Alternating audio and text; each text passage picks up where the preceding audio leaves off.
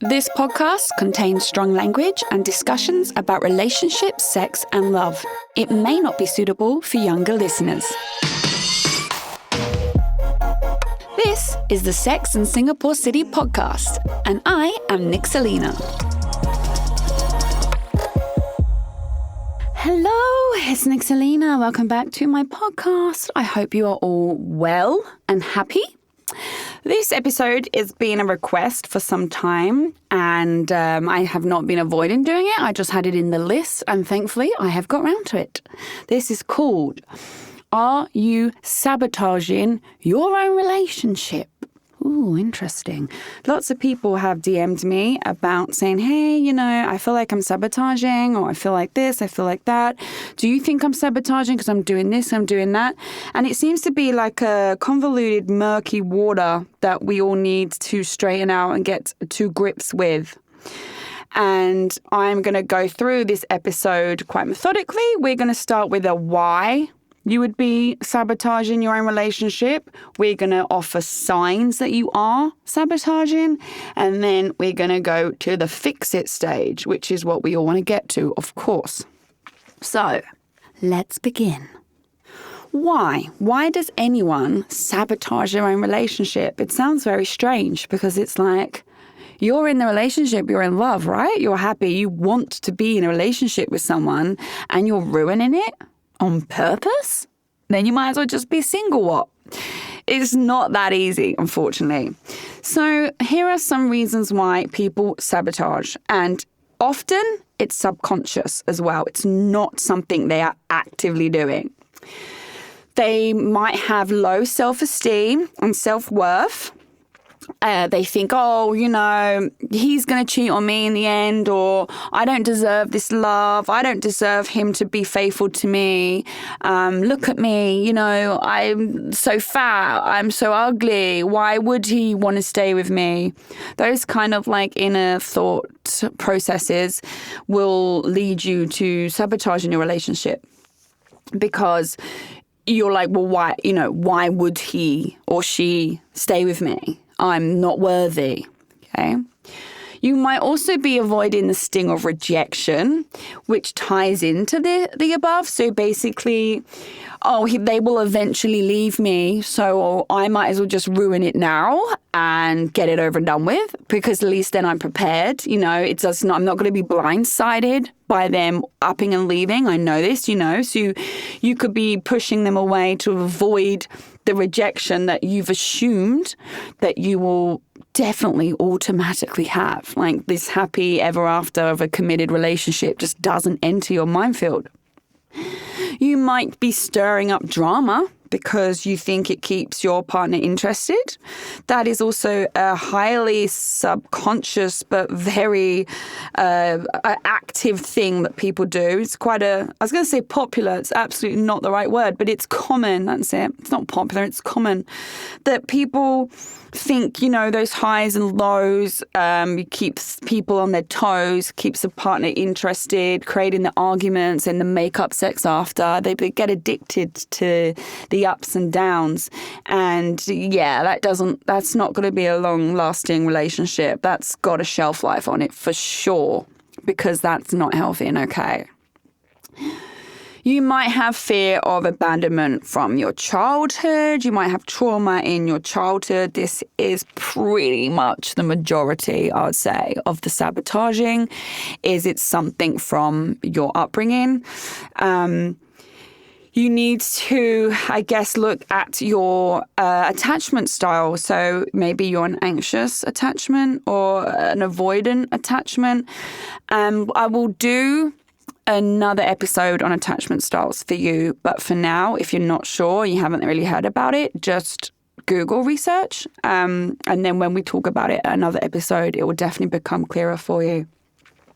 But these attachment styles will basically impact on how you interact with your partner.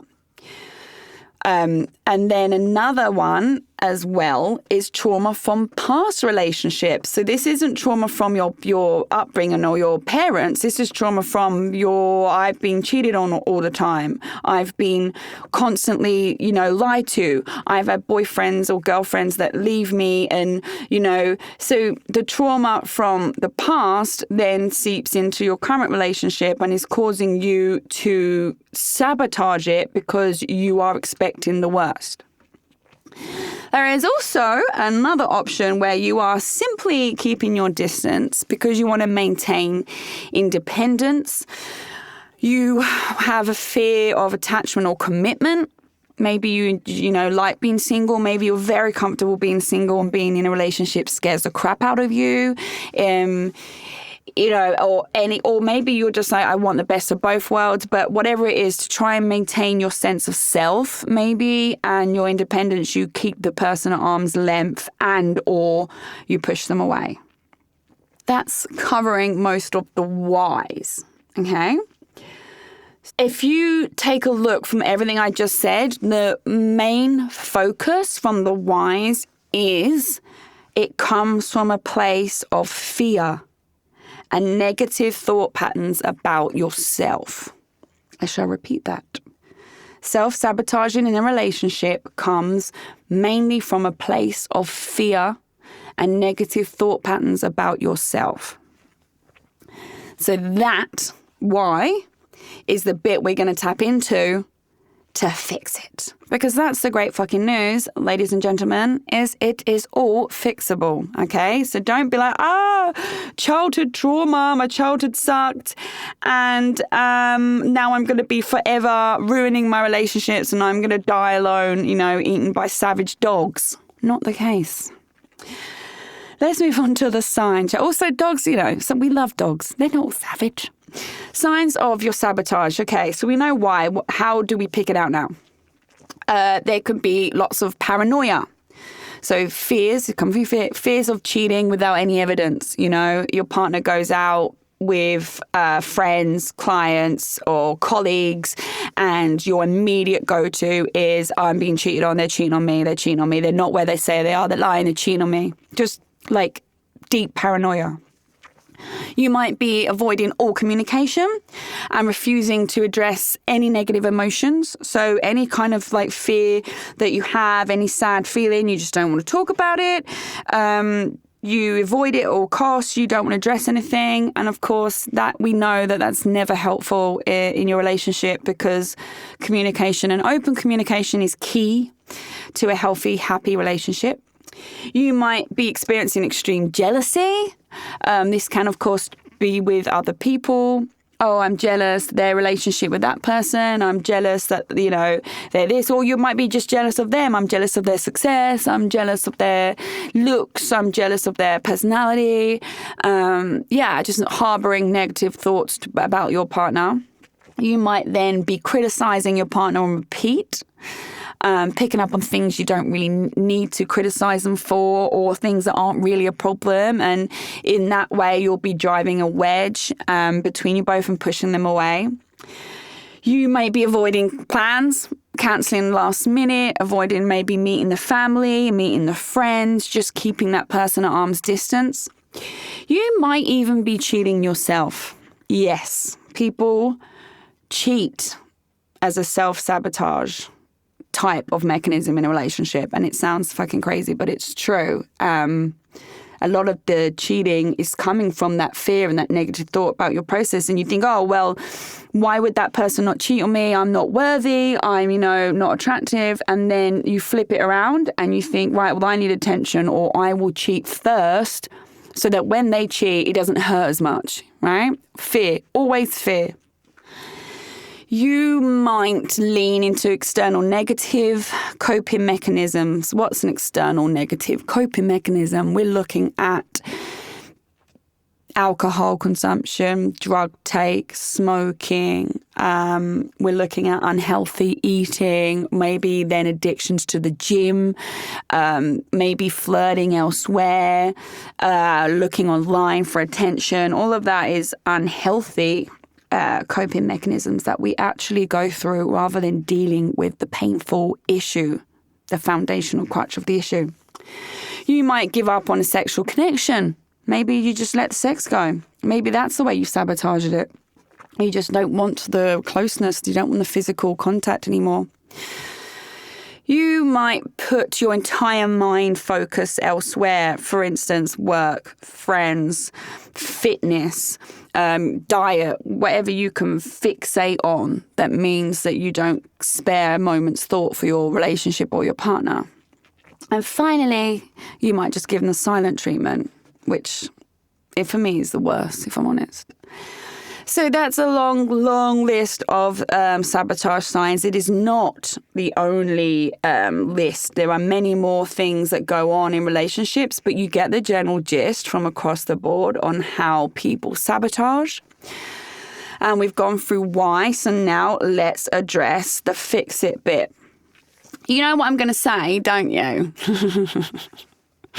You know what I'm going to come out with, because this is always top of the list when we talk about how to fix something in a relationship.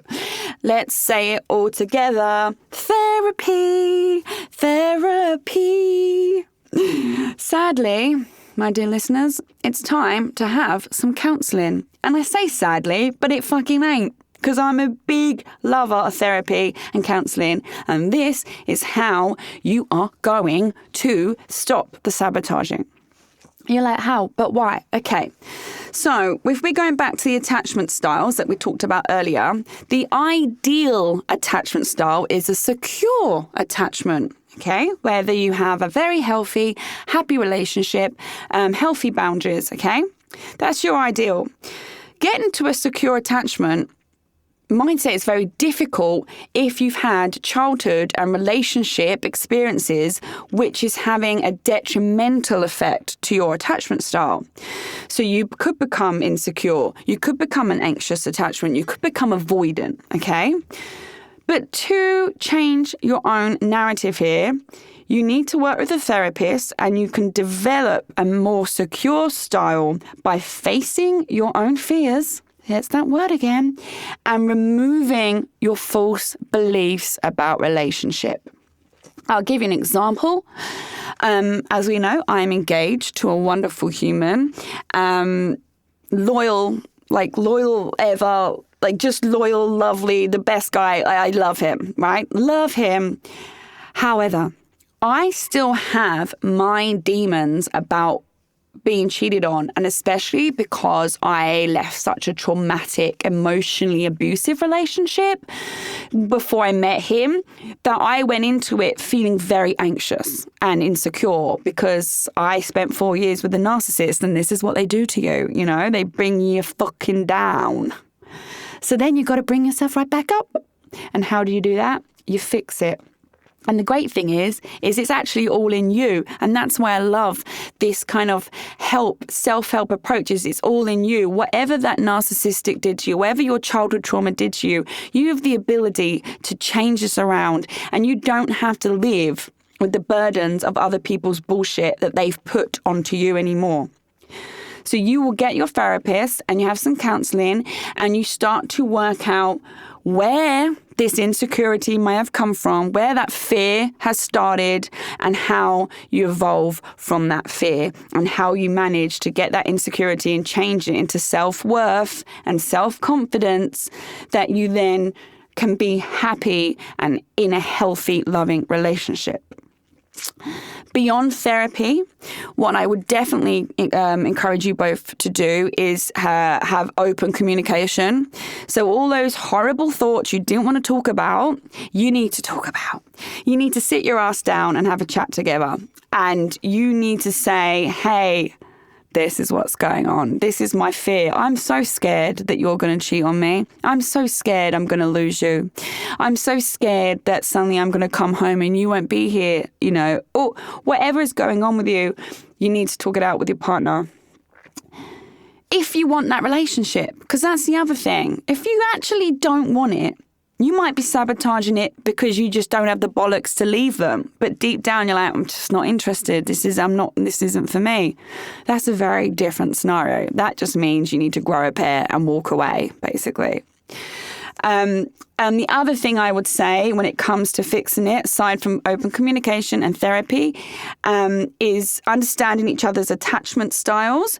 So work out, okay, you're avoidant, I'm insecure, this is what's happening, this is why we're not gelling, right? What does an avoidant attachment need? You need this from me, you need that from me, right? I need this from you. And then like piece it together like a puzzle where you can build together between you a very secure space for you both to exist in and get what you both need from the relationship.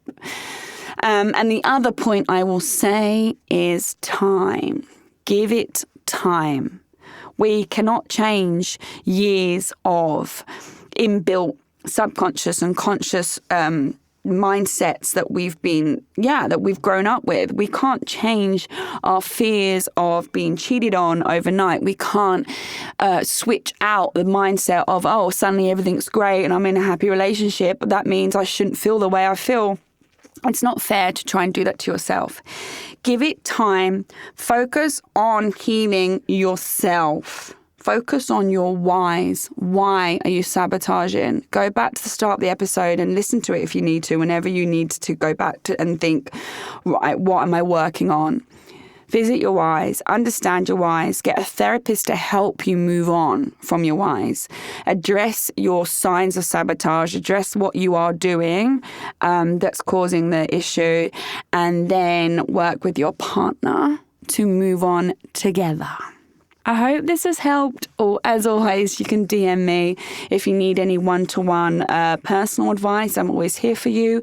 Instagram is at Nixalina, Nixalina.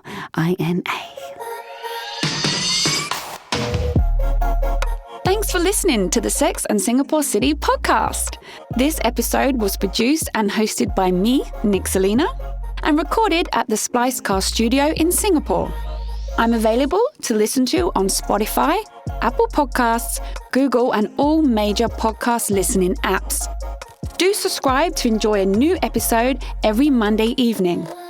Please do give me a 5-star review. It helps other people also find my podcast. For more awesome content and features to read, you can check out my website, sexandsingaporecity.com. That's sexandsingaporecity.com. I'm also on social media. Simply search at Nixalina, Nixalina, to find me. Don't be shy. Come say hi.